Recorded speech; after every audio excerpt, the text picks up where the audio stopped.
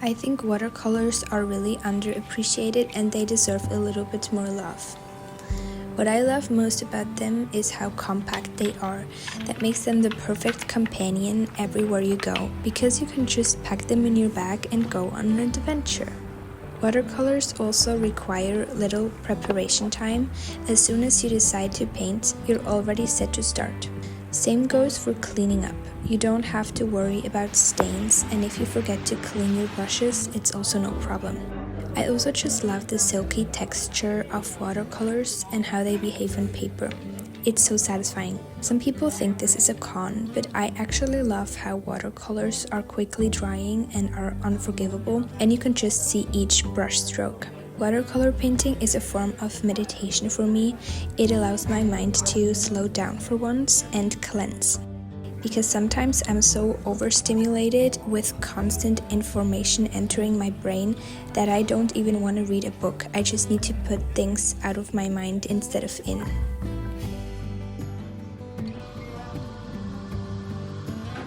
I just came back from that cafe and I made a tiny little landscape painting. Landscapes are something I kind of never do. Like, I cannot remember the last time I painted a landscape. I just feel like I'm not really good at landscapes, but I really want to like challenge that. I really want to practice painting landscapes. Small paintings like this are the perfect bookmarks, and I'm gonna use this as a bookmark now.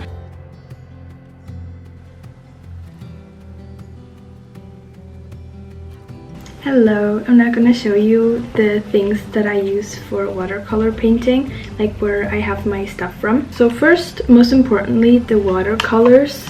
I have this small watercolor case and it's from Schminke. It is the perfect size. It's like pretty small, and I think I really don't need more colors because I can just mix them. You can take these out and refill them, so that's really great. And I decorated it with stickers because I just love to personalize everything. And those watercolors are very high quality and silky, so they last really long and they have very vibrant colors, and I just really recommend these. Then the brushes that I use the most are these three. They just have Da Vinci Nova Synthetics written on them, and this one is the size 8. This is the biggest one of them. And then this one here is, I used this so much that I can't read the size on it anymore, but I think it's 1. And then this brush is actually very handy because you can just put it together so the brushes do not bend when you put it in your bag or something, and you can actually just put it in here. Something that's very important is the paper, obviously, and this one is from Creatima, and I really like cotton paper, like really thick one, and I don't like when they're stark white, so I like a little bit more creamy color painting.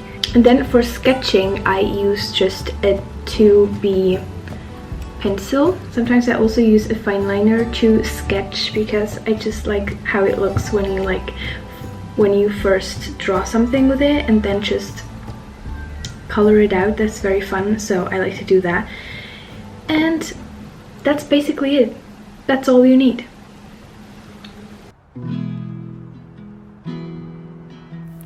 Finding inspiration for what to paint is tricky. I think being present is key. Observing your surroundings actively when you go about your day, looking for something you could paint. In my opinion, this also improves your quality of life because you look at everything more closely, and it forces you to slow down and take moments really in.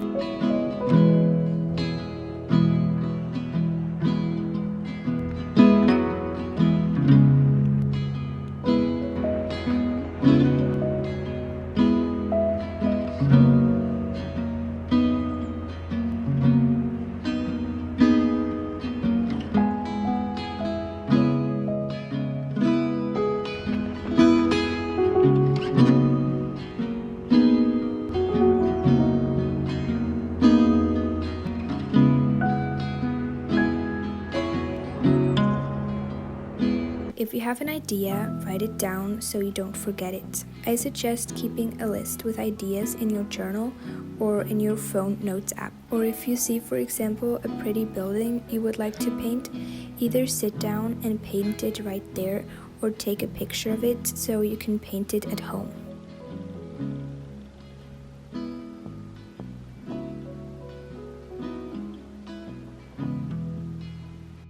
There are things that hold you back from creating. For me, there are 3 big creativity killers. Comparison, the expectation of a concrete plan before I even start, and taking it too seriously.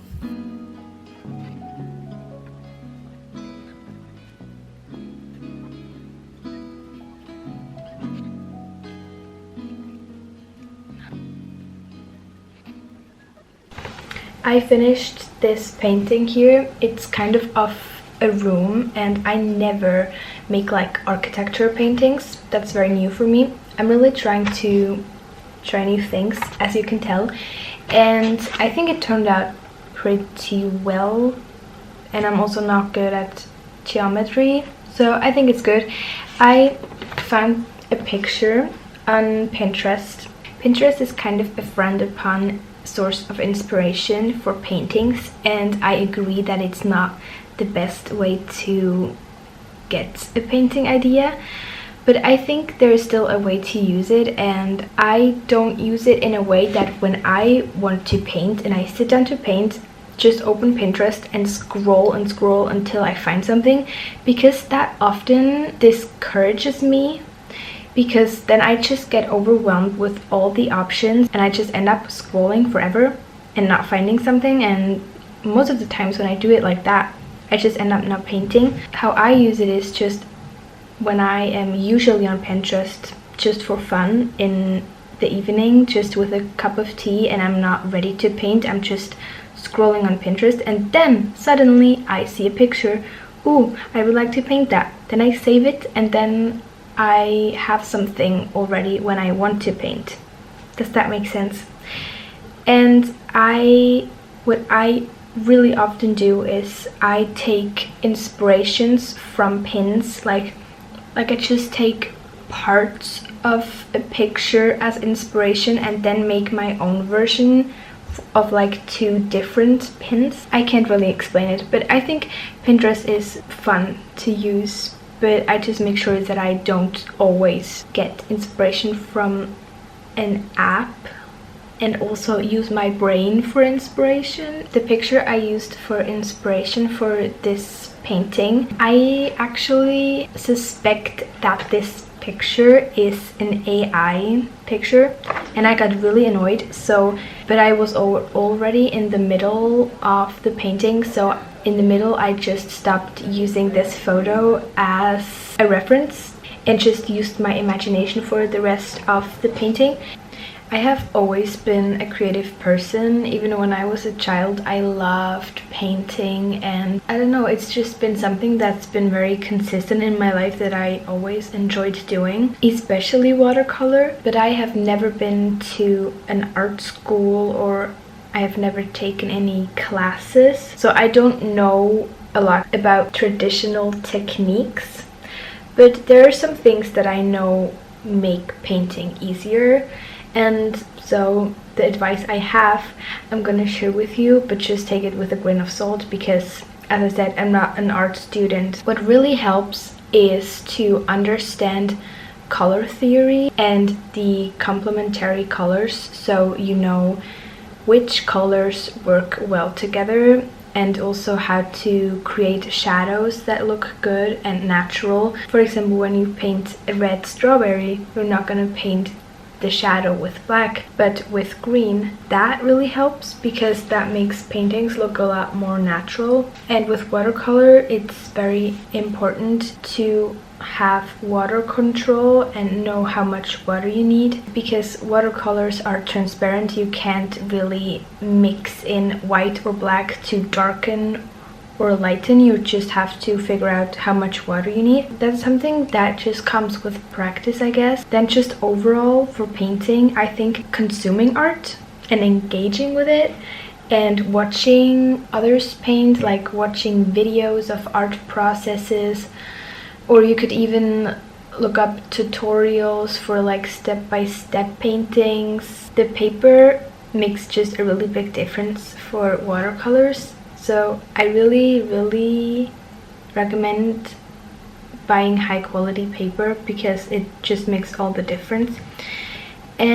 But the most important thing is just to look at it as play and just allowing yourself to make mistakes, or as Bob Ross says, happy accidents. And it just really all comes with practice. I'm really out of practice right now, and I've been kind of in a painting slump, so I'm now back. And also just creating it a habit makes it way easier to come up with ideas, because when you're in a habit of always painting, I always get the best ideas while I'm already painting something. I don't know. I think just patience and not overthinking it is key to get better.